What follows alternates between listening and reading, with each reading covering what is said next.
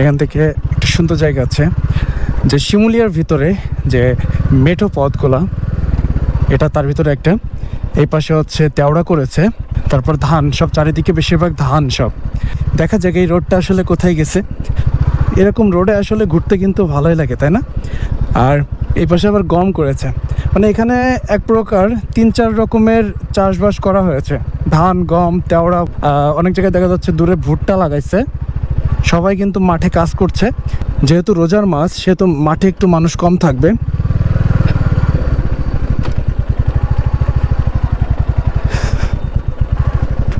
কঠিন রাস্তা।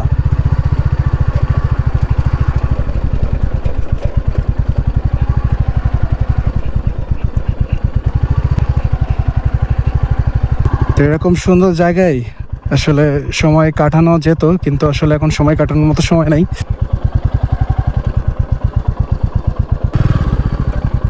সবচেয়ে কষ্টের কাজ হচ্ছে এই রয়্যাল এনফিল্ডকে ঘোরানো। যাই হোক, এতক্ষণ সূর্য আমার পিছনে ছিল, এখন সূর্য আমার সামনে। বাবা, এই পাশে একটা আম বাগান, মাঝখানে পুকুর, আর চারিধার দিয়ে আম গাছ, সব আম বাগান বলা যায়। পুকুরটা দেখা যাচ্ছে না এজন্য।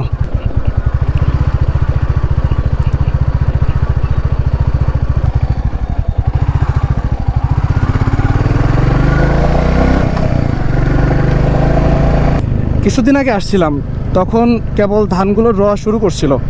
এখন দেখেন ধান রোয়া শেষ, তো চারিদিকে সবুজের সমারোহ। যত দূর চোখ যাবে শুধু সবুজ আর সবুজ। আর মাঝে মাঝে এই যে এখনও এই যে সরিষা ভুঁই, এটা তোলা হয় নাই।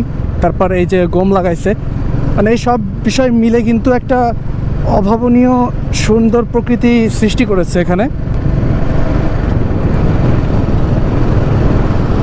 এরকম চমৎকার সুন্দর নীল আকাশ, সাথে এত সুন্দর সবুজ প্রকৃতি, আর মাঠের মধ্যে দিয়ে চলে যাওয়া এই রাস্তা সত্যিই মন কেড়ে নেয়। এখন দেখছি আমাদের এই এলাকায় মোটামুটি প্রত্যেকটা জায়গায় গম করা হয়েছে। ইয়াল্লাহ,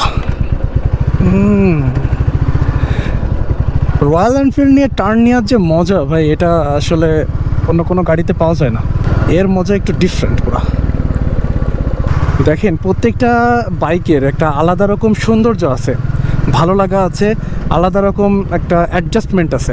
আমি যখন ফার্স্ট SF চালাই, তখন SF চালানোর পরে কিছুদিন, মানে মাসখানেক চালানোর পরে আমি অন্য ছোট গাড়িগুলো মানে চালাইতে পারতেছিলাম না। মানে আমার কাছে মনে হচ্ছিল যেন খুব হালকা, বা আমি অ্যাডজাস্ট করতে পারছিলাম না নিজের সাথে।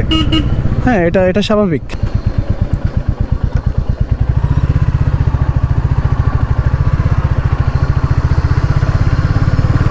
রয়্যাল এনফিল্ডের একটা বিশেষত কি, উঁচু নিচু বা মানে বন্ধুর প্রকৃতির যে জায়গাগুলো আছে, এই সব জায়গার জন্য না রয়্যাল এনফিল্ড সেরা।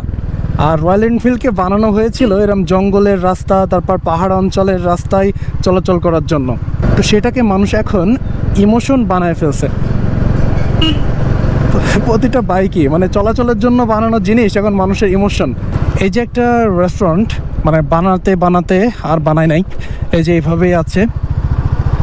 এখানে যদি কোনো রেস্টুরেন্ট হতো, বানানো বন্ধ করে দিল কেন জানি না, খুব ভালো লাগতো, খুবই ভালো হতো। শিমুলিয়ার ভিতরের এই জায়গাটা আমার খুব পছন্দ।